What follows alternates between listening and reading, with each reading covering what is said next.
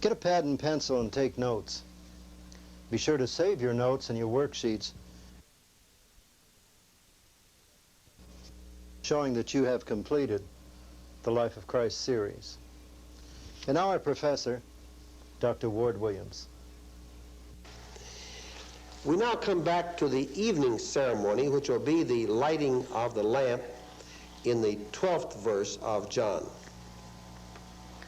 Again, Jesus spoke to them, saying, I am the light of the world.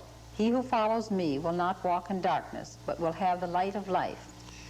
He has claimed now to be the water of life, and now he claims to be the light of life. Read 13 and 14. The Pharisees then said to him, You are bearing witness to yourself. Your testimony is not true. But Jesus answered, Even if I do bear witness to myself, my testimony is true.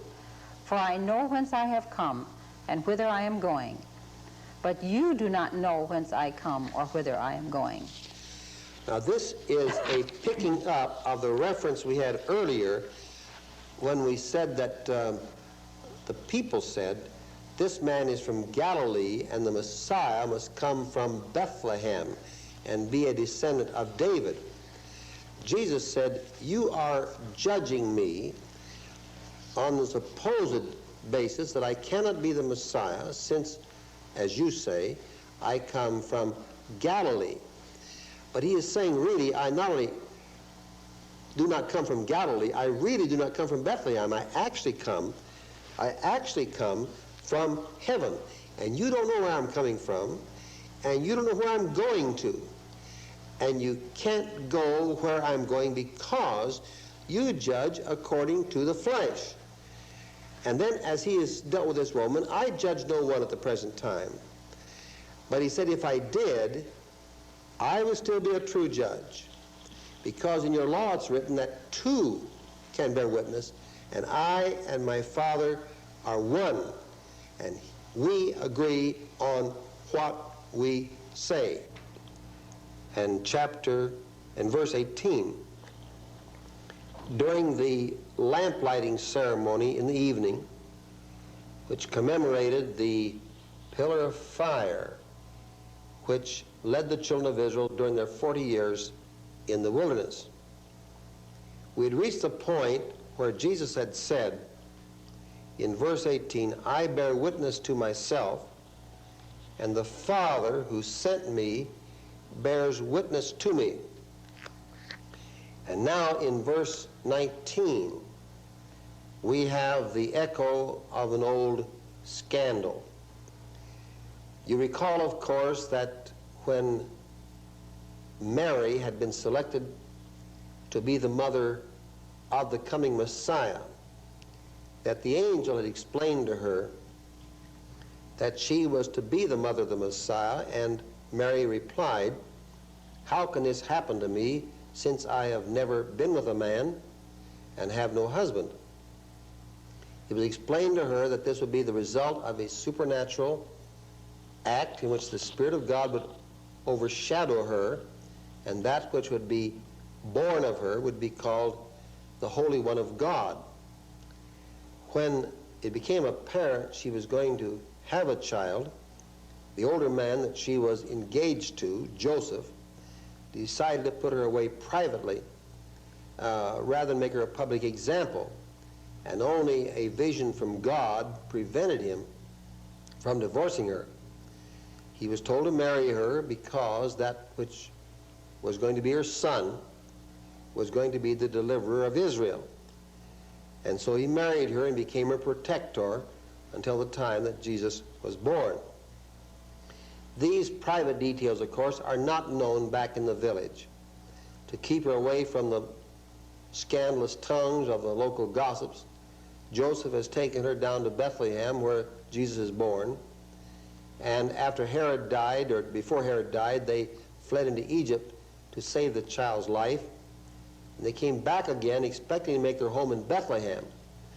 But they learned that Herod's son, who was just as dangerous as Herod had been, Archelaus, had taken his place, and so, apparently against their will, But by revelation of God, they came back to Nazareth, where the memories of the people recalled the circumstances of the birth of this child, Jesus.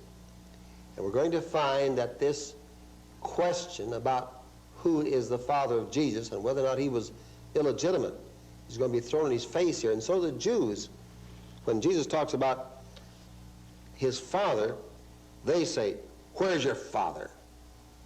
And we will pick it up there where Jesus answered. And Jesus answered, "You know neither me nor my Father. If you knew me, you would know my Father also." Right. These words he spoke in the treasury as he taught in the temple. But no one arrested him because his hour had not yet come. Now, we'll say more about this later, but this is, of course, the statement of Jesus, that they did not recognize him as being divine. They did not know that God is his Father. They didn't know God. They didn't know him. And if they knew him, they would know the Father. And you'll notice that he did this teaching in the temple and did it in the treasury. A little humorous note here, there was a part of the temple into which Gentiles could come. Beyond that point, Jews, including women, could come. And then inside that, a place where only Jewish men could come. And then a barrier beyond which only Jewish priests could come. All very popular and proper. But they did not make the mistake of putting the treasury too far inside. They put the offering chest where the women could get to it. We have the story of the woman with her mites, that she was able to cast her money into the treasury. And Jesus now is in this public part of the temple where the general public was able to go, and this is where this has occurred. Now we begin to have two further appeals to the people made by Jesus, and this will be John 8, verses 21 and 22.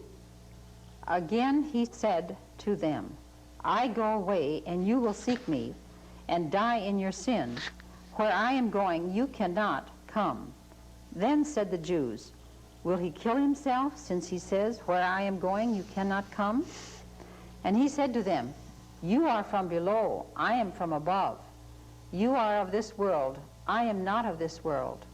I told you that you would die in your sins, for you will die in your sins unless you believe that I am he." The wording here is very direct. It is almost incapable of misunderstanding. Although it may be hard to believe. But statements like this, assuming the reliability of the records, reinforce the point which has been made by many students and speakers, that either Jesus was deluded, or he was a deceiver, or he was what he claimed to be. You cannot think of Jesus, as so many people do, as a good man who is not really the Son of God. This man claimed to be God's Son. He said, "You don't know me, you don't know my Father. If you had known me, you would have known my Father. Nobody's going to get to heaven except through me." These are tremendous claims. A good man will not lie. A liar is not a good man. Jesus is either what he claimed to be, or he's a deceiver. And to attempt to say he's a good man but not the Son of God is to straddle the fence and refuse to face the issue. Either Jesus is a charlatan or Jesus is Lord, to which you and I and every man shall give account. And we ought to weigh his words in that light.